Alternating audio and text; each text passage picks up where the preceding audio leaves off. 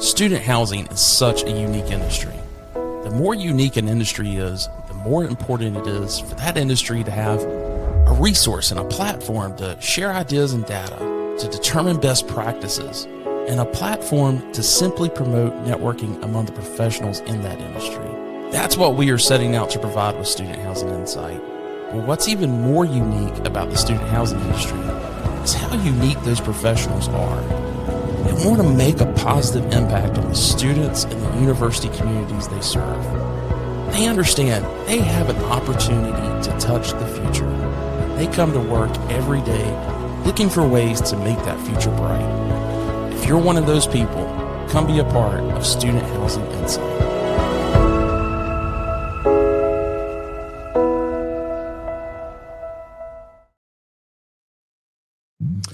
Well, welcome to Shop Talk, everyone. I hope everyone had a fantastic August and a turn. We obviously took the month of August off for Shop Talk, so we are back for the new academic cycle and excited to jump into all things student housing. If this is your first time, tuning in to Shop Talk, this is a monthly webinar that we do, typically around the second or third Thursday. Sometimes we do it on Tuesday, but typically on Thursday of second Thursday of each month. And it's just a time for the industry inside the U.S. to kind of come together and talk about what's going on from a pre-leasing standpoint across the country, as well as get caught up on policy and legislative updates, as well as jump into what's happening with our operators in the space. This is really a webinar for the operators that serve the student housing space. And so welcome, and we hope that you'll put it on your calendar each month. You can also go to the website if you're not there already or haven't visited already. Go to shoptalk.info and ask that you share that with your colleagues as well. You can register to receive our monthly invite in case someone forwarded this invite to you, or maybe you saw it on LinkedIn, but that way you can get it each month. So a couple of housekeeping things I want to go over really quick. We want this to be interactive, so please utilize the chat. It should be over if you're on your desktop, it should be over on the right-hand corner of your screen. And that's also a great place to put in questions to our panelists. I just ask that you put a Q in front of it so that I can it'll stand out to me that we've got a question and it's not just a comment. But would love to hear from everybody that's in the audience today and where you're joining in from. And with that being said, we're going to go ahead and jump into policy and legislative updates from NMHC. Dave, how are you? I am doing great. How about yourself, Wes? It's been a heavy week, but it's we're going to get through it. Yes. Obviously our focus here at NMHC is everything having to do with federal and sometimes state level issues that may impact the industry. So after an August recess where all policymakers, decision makers all go somewhere outside, they like to flee Washington, D.C., they're all back. Lots of hearings, lots of activity going on. So one of the things that keeps us going is the fact that there's always a whole host of things that are going on that may impact the industry. So we are constantly busy, and this fall is no different. Yeah, absolutely. Well, hey, you sent me a few bullet points ahead of time, and I want to jump into that really quick, and I'll lead it off to you. But for those that, again, I know we've got a lot of first time viewers this week, so if they don't know NMHC or who Dave Borzos is, can you just give those folks a quick intro? Happy to do that. So NMHC is a federally facing advocacy firm for the multifamily and student housing industry, and so we carry the banner for the industry, whether there's any legislative or regulatory issues that may be impacting the industry. And since we are federally focused, we also know that there's an awful lot of things that are at the state level as well. And we work across other trade organizations to try and advocate for the industry when there's a state level issue. And I certainly will talk about that in a minute in terms of how we're doing that as well. So with that in mind, let me kind of launch into a couple of things that are critical to the industry. One of them is Fannie Mae and Freddie Mac. And Fannie Mae and Freddie Mac have been in what's called conservatorship since 2008, when the great financial crisis occurred and they started heading south. The government stepped in and took them over. There's discussions around how do you get them out of conservatorship. There's been a lot of efforts, and it's just been something that's comes up and goes away, comes up and goes away. But the president has been tweeting about it. The director of FHFA has been tweeting about it. Not so sure everybody else is engaged on it, but it certainly is getting a lot of focus at the moment. In fact, the United States Treasury, who owns most of the stock of Fannie Mae and Freddie Mac as part of that conservatorship, are really going to be the ones kind of driving that. And this week, they kicked off a series of roundtables to hear from the industry participants. And as you can imagine, the thing that really sways Fannie and Freddie Mac discussion is, what do you do on the single family side? So it's a huge portfolio that they have, but multifamily is also important. Included in multifamily is student housing as well. So we are going to be part of that roundtable. In fact, it's going to occur next Thursday, a week from today. NMHC, along with a number of other lenders, will be in front of Treasury, kind of raising the banner on our industry, making sure that no matter what happens to Fannie Mae and Freddie Mac at same conservatorship, that we're part of that as well. So that is keeping me busy, because besides doing student housing, I also do capital markets, and that's fits squarely into something that I spend a lot of time on as well. So that is it's occupying a lot of time right now.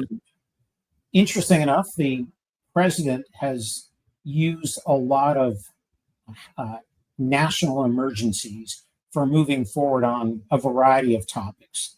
And we are hearing that there may be a declaration of a national housing emergency that will be declared, an executive order declaring that. What that means remains to be seen, but as you can imagine, something that would potentially would be very meaningful. So whether it is lower cost capital, whether it's any number of different things that could occur, we just don't know at this particular point in time.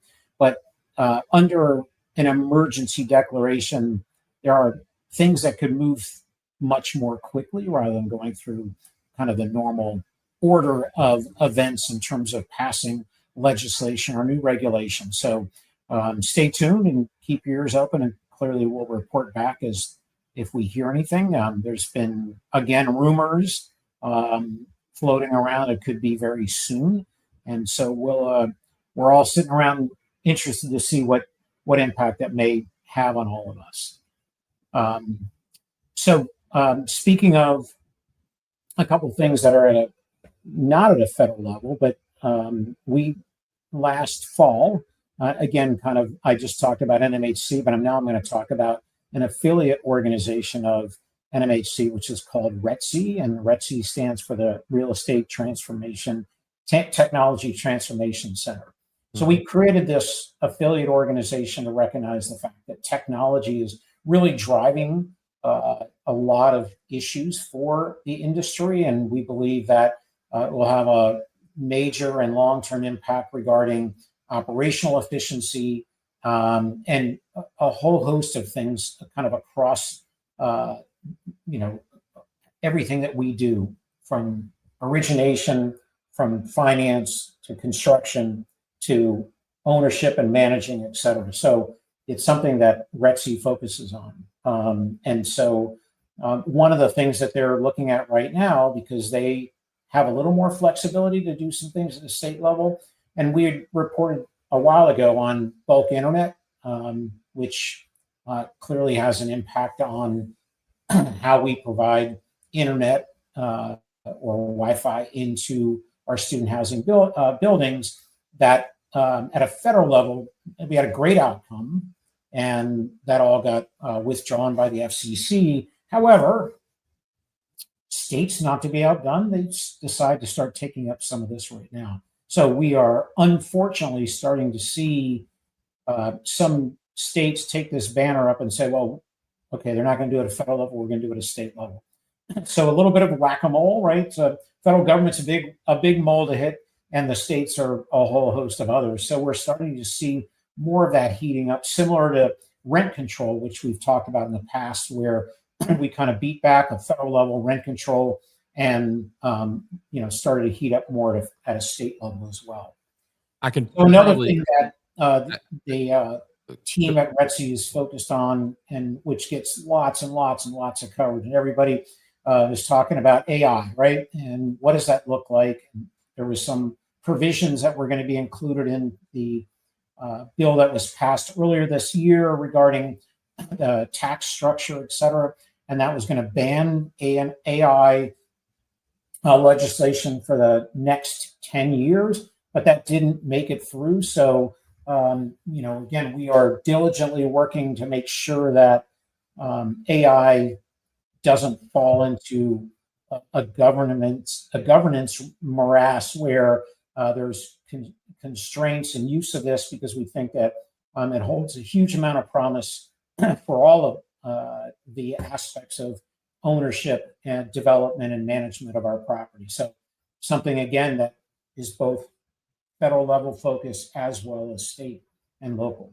And then finally, an issue that occurred in the prior administration, there was a whole series of appliance efficiency standards that were passed by the Department of Energy that we thought were pretty onerous, and actually would be onerous as it pertains to all of your properties. When you're putting any type of appliance into a property, may have asked and required you to upgrade, whether you wanted to upgrade or whether you could even upgrade to some of the levels that were being proposed. There are, in fact, this week some hearings about the efficiency standards that were put in place, and we're hoping to see some positive movement in direction that will provide a little more freedom to you as you're managing and operating your properties, when you are in fact trying to upgrade an appliance and not having to take something out of current process if it's not broken. So there's a lot going on here, and a number of things that we're keeping our fingers on. And this is just a couple of things that I wanted to point out that we're focused on that have impacts to the student housing industry.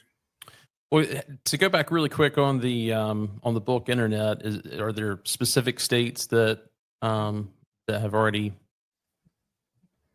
put something forward or proposed something, or is it? No, so it's just something that we're starting to hear and talk about that. So okay. We've not seen anything pass legislation or regulation yet. Gotcha. Well, yep. Hey, go ahead. I'm sorry. No, that's fine. Well, hey, I wanted to, we mentioned this back in July about the NMHC Student Housing Conference coming up in October. We've got one more Shop Talk before that, but wanted to make sure everybody was aware. That is in Scottsdale next month, October 20th through the 22nd. I had an interview with you and Matthew last week for the podcast, and a lot of great things that are kind of shaping up. You want to give us a quick rundown? Yeah, look, I think it's always a great get together for the industry. I do think that we have, as always, a good lineup, but that's just being self-promoting in that regard. Love the venue. I think we're excited about this. I think maybe some people weren't as excited about Las Vegas the last couple of years, and so I think people will enjoy this venue a little bit more than that we've been in prior years. We have some interesting panels. I mentioned AI. We have one on AI. We've got a lot of things to talk about from a development perspective, from where capital is today. We're going to roll out our income and expense survey that we do every other year, and so my colleague Chris Bruin in our research department will be doing that. And then we're going to wrap up the conference with a tour of a Scion Group has a property at University of Arizona Tempe, and that we're going to tour that property. Awesome. Awesome. Well, we are also hosting at the event on the 21st. We're hosting our third annual TopGolf mixer.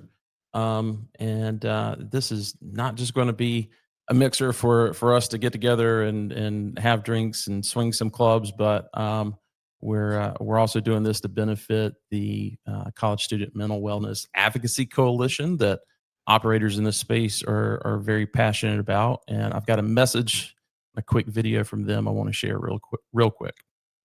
Hi, I'm Robert Sanchez, Executive Director of Hi, How Are You Project. Mental health matters, especially when it comes to college students. But too often, student struggles go unnoticed and unsupported. And that's exactly why Hi, How Are You Project and the College Student Mental Wellness Advocacy Coalition have partnered. Together, we're sparking conversations, we're conducting groundbreaking research, and we're providing student housing operators with the tools they need to better support their residents' mental well-being. If you are attending this year's NMHC Student Housing Conference in Scottsdale, you can be a part of this movement too. Join us for Student Housing Insights' third annual TopGolf Mixer on October 21st. Your attendance and your company's sponsorships will help directly fund research and resources in concert with the College Student Mental Wellness Advocacy Coalition. Resources designed to make a real difference in the student housing communities all of us build, develop, and manage. Together, we can build a future where every student feels seen, feels heard, and feels supported.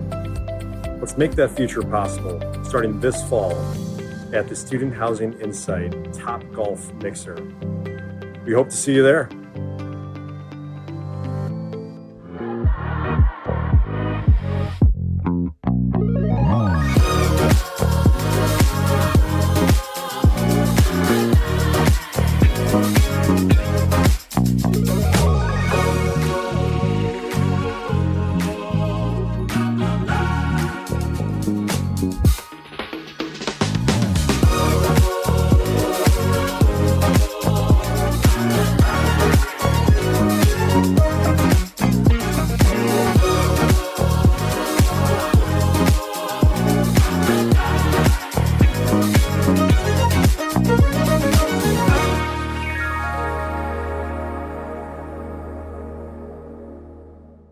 We had a great time with that last year and the past couple of years, and so I hope everyone can join us. There is still some sponsorship slots available as well. I think we're out of all of our brand enhancements, but looking forward to seeing everybody.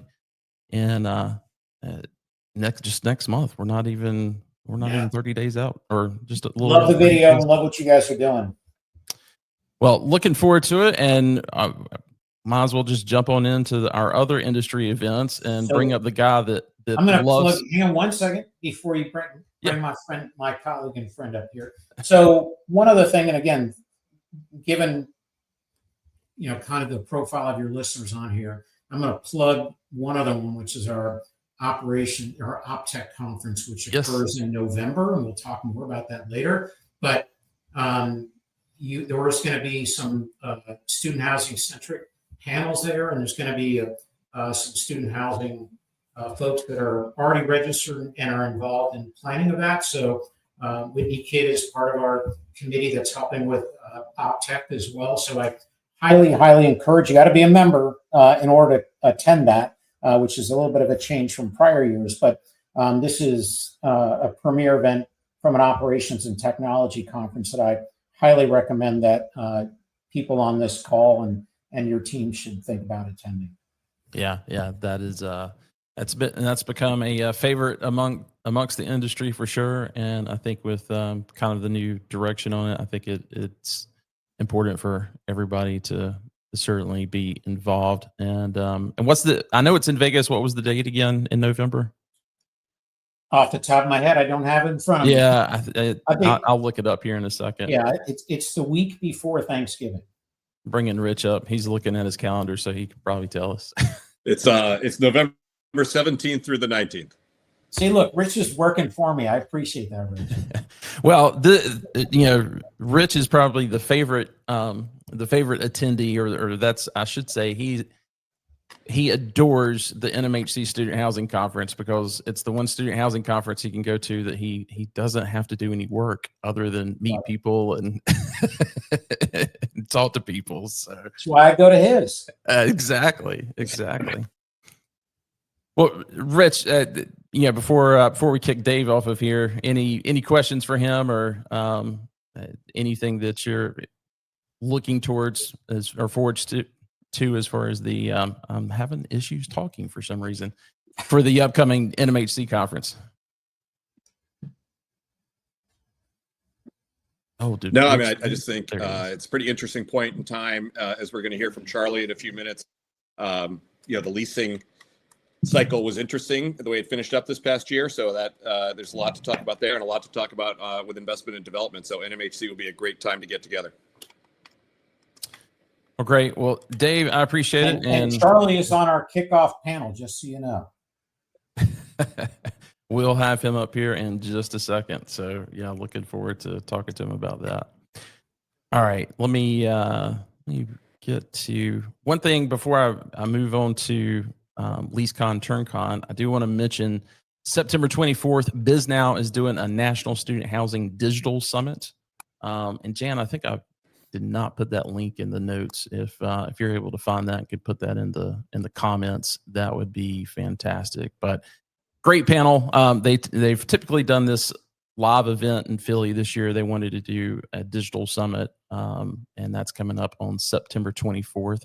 If you go to our to the Student Housing Insight website and go to the events tab, there's actually a promotional code to because this is a pay event, and I think it gets you $15 off or something like that. So, well, great. Well, Rich, you guys made a big announcement last week with opening up the registration page for LeaseCon+TurnCon. Yeah, tell us a little bit about it. Excited to come back to your Queen City of Charlotte again. The event will kick off on the afternoon of the 8th. We'll have some roundtables, a featured speaker, the regional leasing roundtables that we introduced last year that were a big hit, and then an opening cocktail reception, and then pretty full day on the 9th. And given, as I just alluded to, what happened with the end of the leasing cycle in terms of rates and occupancy, I think there's going to be a lot to talk about as companies look to formulate their strategy and strategize about how to get heads in beds for the next academic year, which they're of course already starting to do. So and then on the Turn side, Turn continues to seemingly get better and better and more efficiently done by everyone in the industry from the owner operator perspective, but that's only because people get better at it. And I think this event contributes to that. So we're looking forward to gathering everybody in Charlotte. Well, fantastic. Well, I think LeaseCon+TurnCon, you and I had this discussion yesterday when we were recording for the podcast, and I think it's great for regional manager and above. I think it's also a great conference that you want to send those site managers, maintenance supervisors that you want to invest in their future, somebody that you want to definitely keep on your team for years to come. I think it's a great opportunity for them to kind of grow their horizons, and it's not always great or easy for on-site folks to be able to afford to come. Property budgets are tight, as we all know, and time away from the property is tough as well. That's why Student Housing Insight is going to be offering 3 scholarships to attend LeaseCon+TurnCon this December. So if you want to attend and would like to apply for that opportunity, you can do so at our website. There's a QR code there, and Jan will also put in the comments the link for registering. You can also nominate a colleague that you think is deserving of it. And this is not just registration fees. It includes round trip airfare or a $500 Visa gift card for those that are looking to drive, as well as up to a 2-night stay at the Hilton Uptown in Charlotte. So make sure if that's something that you're interested in, that you send us your application. You can, and if you go to studenthousingInsight.com, it's actually a banner at the top of our homepage as well. So before I let you go, Rich, I want to bring Charlie on and also talk about an upcoming event you guys have coming up. Hey, Charlie. Yes. What's up? Big one next week. Big one. Yeah. Big webinar. A lot of people tuned in. Going to cover everything from the aforementioned leasing cycle to how that might impact the investment world and the development world. So yeah, it's going to be we had a prep call for it yesterday. It's going to be actually a really fun and informative webinar. So encourage everybody, if you have not already, to sign up for next Tuesday. Yeah. And if you can't make the webinar, I know there's a couple other events. I think Entrada's got a summit next week for those on the operations side. That's the easiest way to get the recording, as well as the year-end report that we'll put out. You'll get it 2 weeks before everyone else. So go ahead and register and make sure that you're in tune with all the messaging. But yeah, we had a prep call yesterday. The data we're going to talk about today is kind of end of the leasing cycle, but my team is rounding out the year-end report, which will be, I think, 20 pages versus, the 4 or 5 that we're going to run through here. So it'll be great. And thanks to the student housing business team, I'm going to plug them a little bit. If you're looking to get your word out, student housing business is the #1 spot from the publication, digital, et cetera. They've been great to me. And I think we have 600-700 people already registered for this webinar, which is awesome. Yeah, that's great. That's great. Well, Rich, I'm sure we'll see you in Scottsdale next month, and maybe even on the next Shop Talk that's coming up on the 9th. I hope so. And I'll be on the webinar next Tuesday as well. Thanks for the nice words, Charlie. All right. Yes. All righty. Charlie, I got to make just a quick change on something. Give me just a second. It's probably going to pull you off the screen. I'll have to bring you right back. There we go. Well, hey, we've got a panel with a couple of operators that we're going to be introducing here in a little bit, but you've got numbers through September 1st that we want to talk about. So I'll let you do that, and we'll bring them on in just a second. Absolutely. So all this data, just again contextualizing this. If you've seen our month-end reports, but this would be through the last from a pre-leasing perspective. Normally we take about 2 weeks in between there to kind of round out the occupancies. I know there's a couple markets on the West Coast that are still amidst a move-in. I think Eugene, Oregon's one of the later ones, Seattle, Washington, Berkeley as well. So note that any rolled up numbers that we'll show on the webinar next week will not include those until they have the final occupancies in, a couple weeks. But yeah, so as of the end of September 1st, national pre-lease, and this is covering 270 markets, about 900,000 beds on the syndicated side, about 80 basis points ahead of where we were last year. If you recall the infamous summer slowdown of last year, it wasn't as drastic as we had saw, from the previous year where you were 4 plus 4.5, I think, Wes, I was looking back, 4.5% there in like May. From a behind standpoint, we're ultimately ended up being about just over 91% from an occupancy perspective. Southeast really driving home a lot of this performance here. It is also the largest subset of markets that we cover. We cover, as well as that is in student housing, about 450,000 beds or so there in the Southeast versus everywhere else. But other than, I would say, the Southwest, you're really seeing some strong outperformance. I know there was a couple markets, Texas, some of the tertiary markets in Texas that were definitely a little bit slower this year. But, generally speaking, we're ahead of last year, which still ended up from a fundamentals perspective. If we can squint our eyes and not think about what happened in 2022 and 2023, I think everybody would be super, super thrilled. So about 91.5% as of, call it 10 days ago, give or take. And rounding out the final occupancy numbers here, technically starting tomorrow. Gotcha. Let's talk about rental rates. Still a lot of, I feel like really good news as far as rates are concerned. Yeah, I'd say, a lot of the markets we're seeing, it's a lot of the haves and have-nots.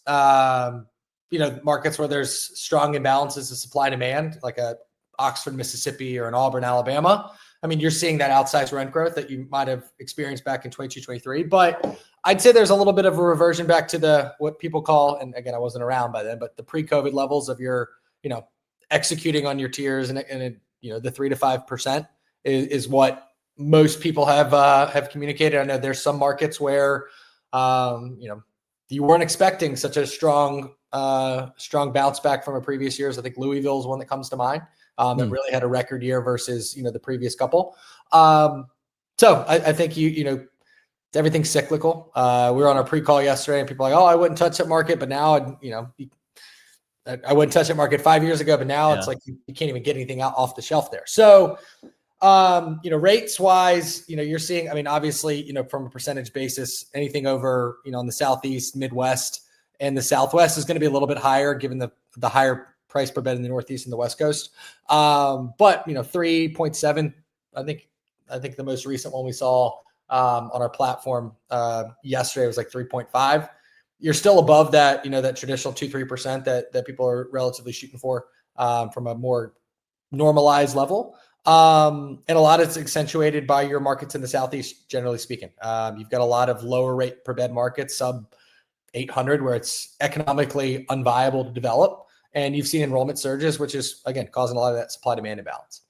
Gotcha. And then how are we looking with floor plans? So what's interesting here is, I think if you look at this from a standpoint of the smaller unit types, beginning of the cycle, I mean, I think we were talking about it. The studios, the ones, the twos, they were behind pretty significantly, like 2-3%. And then the larger unit types, the 3 through 6s, were well ahead. Yeah. And what we saw in a consistent theme is, regardless of the product type, I feel like early on your 3s, 4s, your larger unit types, the groups come by and, they'll take down a 6-bedroom, they'll take down a 4-bedroom, and they'll do it pretty quickly. A lot of times you're seeing, if you have a higher priced product, that's happening in the first 90 days of the leasing cycle, kind of, and drops off there once you get into kind of second semester.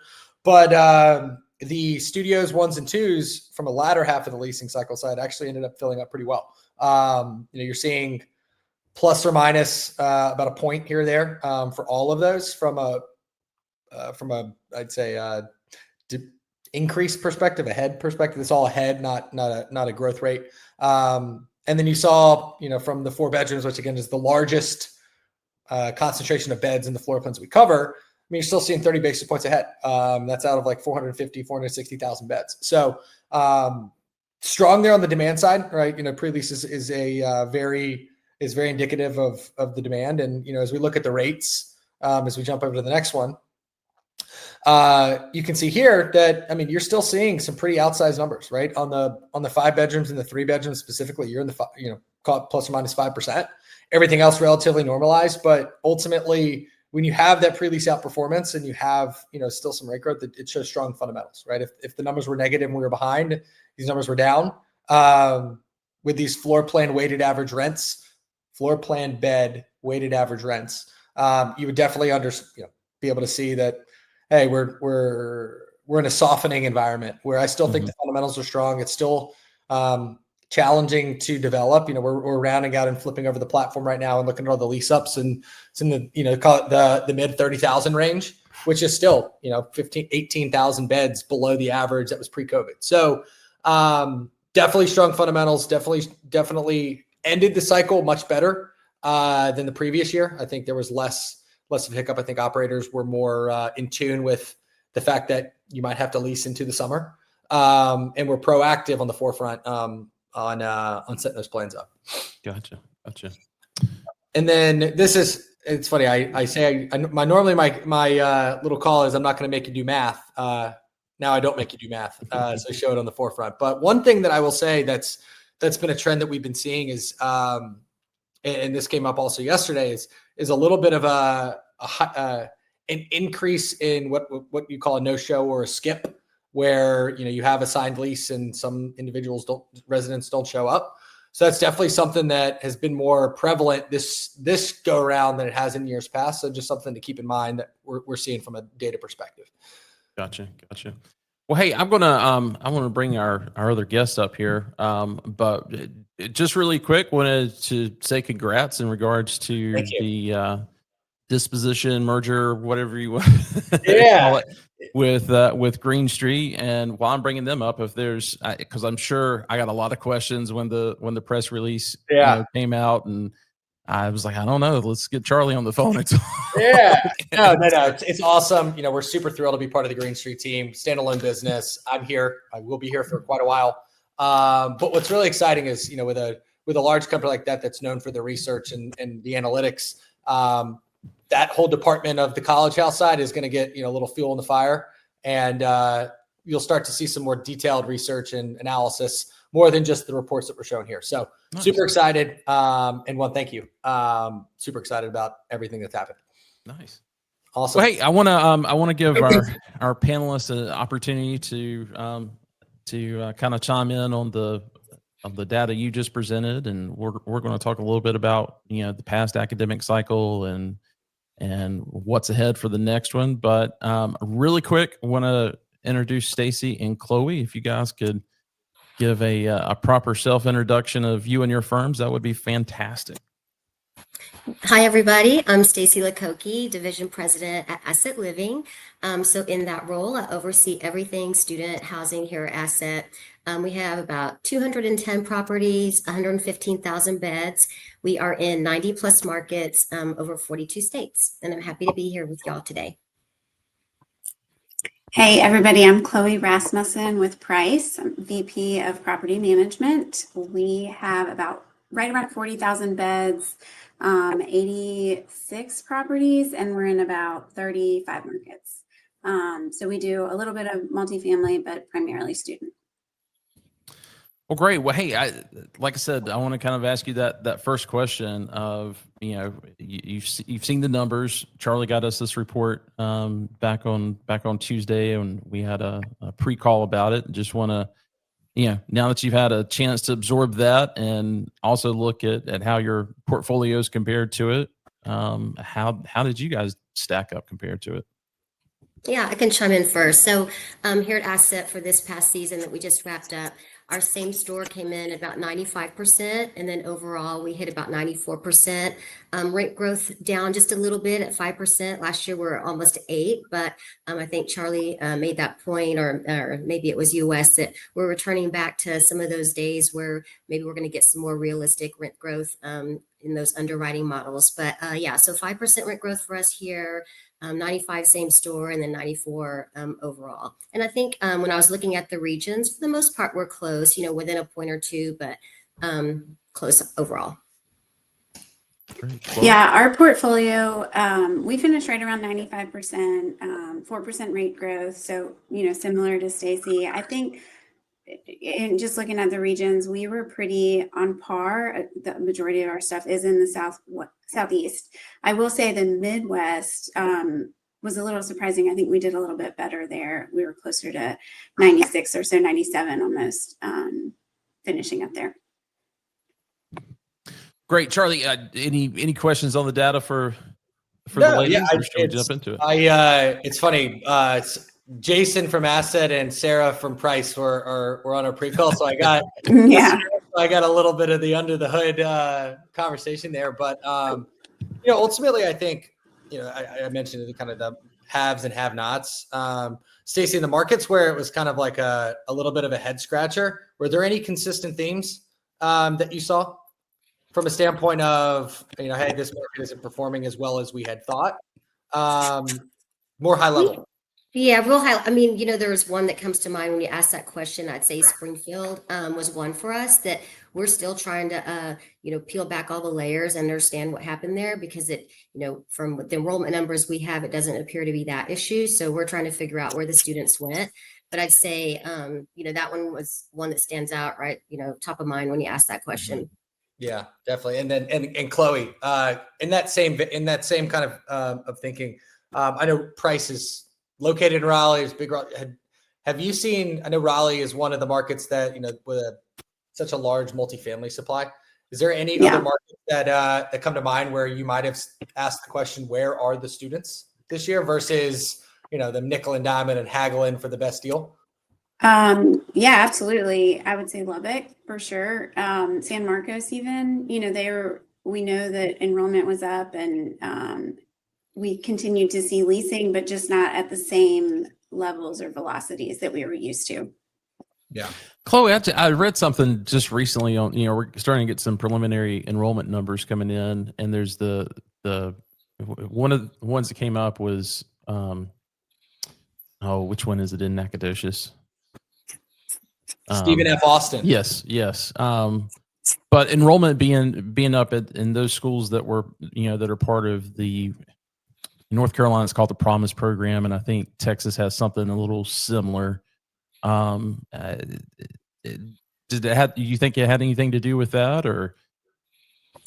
Yeah, I mean, probably. I think these kids are just smarter, and I think that they are shopping a lot more. I think they expect good deals. I think they saw how the year ended last year, and so they were, ready to see who was going to give them the best deal. Yeah, gotcha. Definitely. As we've looked at a lot of the information, for the higher price floor plans and the Class A pedestrian, like I feel like the first 90 days, there's 4-bedroom above $1,000 is flying off the shelf, and then once you get into that second semester, the year turns, the more affordable price points seemingly are where that velocity is really driving. I see a lot of nodding heads. Yes. Absolutely. Yeah, that's been the one thing that's kind of stood out where, if you got 60 to 80 beds left at a premium floor plan, it's February. There's definitely some challenges from finding people it's not where the students are. It's just they're leasing at more affordable price points. Maybe right. I wouldn't say further out, but generally speaking, not in that pedestrian core. So that's been the one consistent theme that I've seen as far as like market agnostic. Just the way that the leasing is happening, where the people the students in the latter half of the leasing cycle looking for a deal. What are you going to give me? Hey, they're going to give me $800 next door. Can you beat it? Right. Let's say, less like a marketed concession, more of a, they get a lot of data and they know what's going on. Yeah. Hey, before I go to the next question, which is kind of talking about the, how as far as pre-leasing kicking off, want to kind of talk about the second part of this question that we've already been touching on, which is, is there a market or the part I'm wanting to ask about is there maybe a subset within a market that really stands out performance wise? Any thoughts on that? We didn't really see. Oh, go ahead, Chloe. Go ahead. I was just going to chime in. I think it's all about affordability for the most part, and obviously different markets. In the Chapel Hills or Knoxville's, we had some more core deals that did better because they got that early jump that we were talking about. But I think we saw Garden Style was successful, again, more affordable. We saw some low-rise wrap buildings that did really well. And I think, again, it's more just timing and the operations, and that they were able to start well and have a good velocity early. Yeah. I think we have a theme here of affordability, because when I thought of this question, I thought, 4 bedrooms really made a return. If anything stood out, it was that the 4 bedrooms leased well versus the 1s and 2s for us. We felt like our 1s and 2s took a hit in some markets based on, multifamily chasing those students with huge concessions. Mm-hmm. The trend of the larger floor plans thriving kind of shows that affordability was at the forefront this year. As far as product type, we didn't really see any product type stand out, but some markets that were winners were mainly the ones with little to no new development, think like Columbia, Missouri, Harrisonburg, LSU. But having said that, we also are in Oxford, which really thrived very well, and they did deliver beds. But those are some of the sound bites that I thought of with this question. Great. Well, I asked this question to the same panel last September, so I'm gonna ask it to you. Is fall 26 pre-leasing in full swing across all of your properties already? Chloe, you want to go first on that one? Sure. Yes, we have launched new leasing as of this week. It was definitely a little bit slower than we had done last year, but renewals are launched everywhere. I think we have been much more intentional with our plan this year, and just in terms of giving renewals the best deal, making sure they had the time to, contemplate, talk to parents before we opened it up, so we weren't pushing them as much as we have done in years past. And it's been well received. We've got a couple of sites that are just shy of 20%. So it'll be, I think it was the right move, especially just being a little bit more conservative on our start. Yeah, so we've kicked off leasing on over 50% of the portfolio. So that, doing that math, that's 100 plus properties. That will increase dramatically over this next week. But believe it or not, we have some properties in the 30% plus range, for instance, in Tallahassee. And in Gainesville, we have a property I looked at this morning that's about to hit 60%. So Oh, wow. some really insane numbers right out of the gate. Some of these early launches, we were working on rate plans, before turn, just so we would have ready to launch and, get a head start on the market share. Anything come to mind as far as what's driving that for those particular properties? You can see some of that, the good reputation tied to the renewal. Most of these percentages that I'm sharing are tied to renewals. So if you go and look at how happy the residents are, they want to stay. So I think that's that goes hand in hand. Good living experience I think for a year. I agree. I think reputation, big one, and then just giving them a good deal. Some sites we're letting them renew at their same rate or even going backwards a little bit, just so that we're trying to get back to the mindset that, the earlier you sign, it really is the better deal, so that they're not waiting until the end. Yeah. I'd also throw in there, I feel like we've had some leveling out of the spread on the loss to lease, where in like 22 and 23, you might have had a spread of $300-400 as it relates to, if you signed early when you were late. And then that, from a standpoint of where those renewal, I don't know how y'all do anything, but from a renewal standpoint, but you're seeing more market level rents that are coming in there, and that might be a huge sticker shock. So I think the leveling out of the rates from where they start versus where they end is definitely going to be valuable and beneficial from looking at some of the velocity early on this year, especially. Yeah.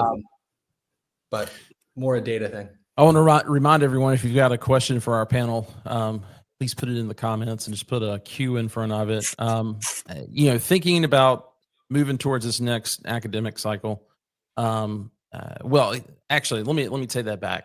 Let's take that back and talk about this past year. And because I think on our pre-call, we talked about a lot of, technology that you guys, I don't want to say necessarily deployed. It was probably, current tech stack that had, more AI involvement in it and that type of thing. And just how your teams kind of adjusted to that. As you're looking at that over the past year, how did that impact or benefit your teams? Well, we continue to take more of a balanced hybrid approach here.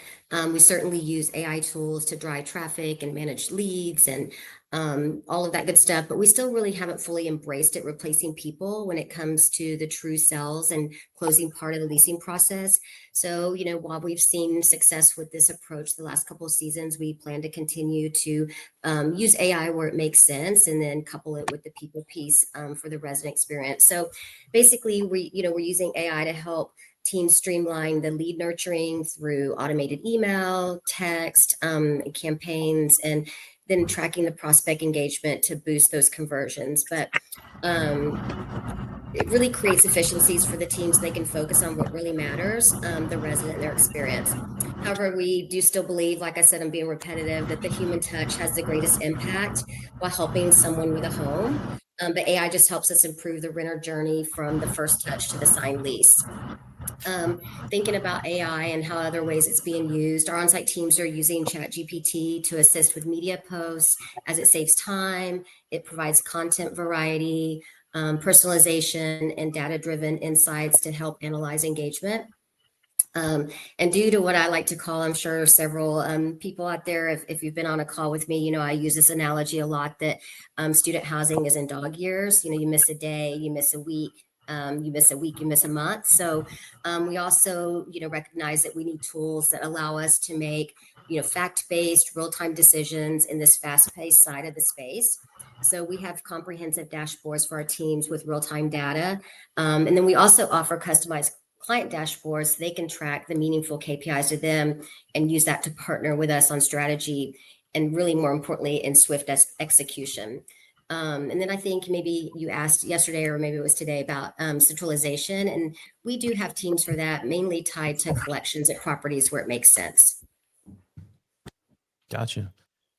Chloe, we had Whitney Kidd on Shop Talk back in July, and I asked her if they'd been able to train their humanoid robot Donna 2.0 to plunge toilets yet. She said no, not yet. But I'm wondering, did you guys use it to deliver keys on move-in day or anything, or how's that? No, so honestly, it's more of a PR, I mean, she is very attractive. We've taken her to some properties and people are getting selfies. So I think everybody is very excited about the prospect. But I think our intent with her, Donna, I should say, is, kind of what Stacy was saying, taking some of those mundane tasks, labor-intensive things off of the site team. So delivering packages, helping with grounds, for examples, that kind of stuff. I think some people are still a little weary, so I don't want to have someone going to take keys or let them into the apartment right off the bat. But I think that our hope is to get there. Great. Any other prop tech you guys are looking forward to rolling out this next year?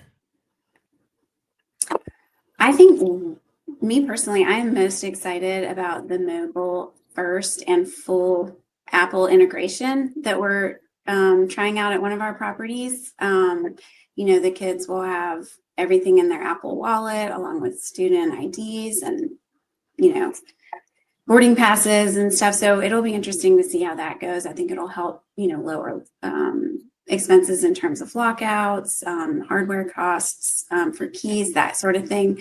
So I'm really excited to see that happen. That should be launching next month. Gotcha. So does that mean all students get a new Apple iPhone 17 for that? Or? That is not the case, but I think most of them already have it. We've dealt with a couple of flip phones, but not too many. Well, hey, last question I had for you. There's a lot of topics around, or a lot of conversations around international students this past year, both on Shop Talk and podcasts and several other things. And we're starting to see some of that preliminary enrollment come in, those figures come in. And I just want to, hear from you guys, or your teams hearing from any of the campuses that maybe saw a decline in international enrollment. Are you guys hearing anything at all?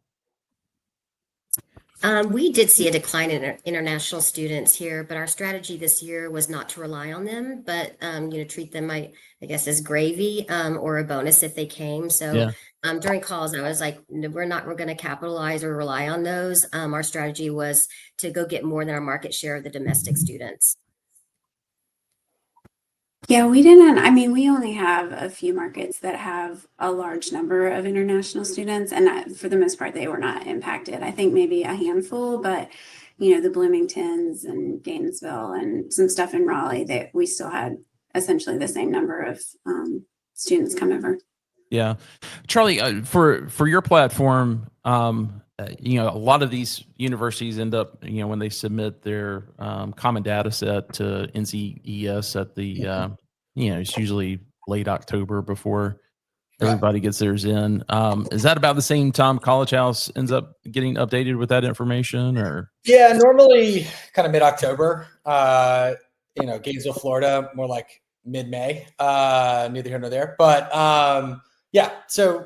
To I guess opine on the international student, the markets where you had, call it 10%, 5 to 10% of the total student population, you definitely saw a little bit of a reversion, and that's just in conversations with groups. But I think that was something people could plan for. I don't think it was something that was going to be a last month type thing where people are banking on it. And I think there was the writing was on the wall kind of early on. So like Stacy mentioned, I think a lot of people didn't put that, it's an added bonus if some international students, but a market like a Georgia Tech here in Atlanta where I am, or Champaign, Illinois, Penn State, West Coast, Berkeley's of the world, USC, I think that's where you might actually see it. But, to Chloe's point, there's a lot of markets in the Southeast where they may be 50 basis points or 30 basis points of the overall student body, and it's immaterial from a leasing perspective. Gotcha.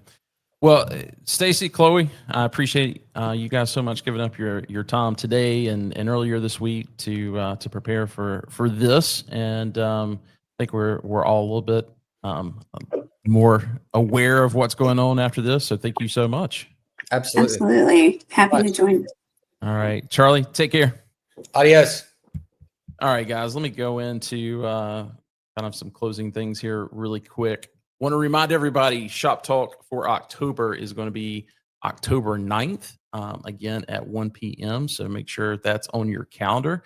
And hey, look, if you got anything out of today, I just ask that you really share this with your colleagues on LinkedIn and internally as well. Make sure that they go to shoptalk.info to apply there, or excuse me, not to apply, but to fill out the form to receive our monthly invites. And I think that's it. Thanks so much, everyone. And we'll see you next month.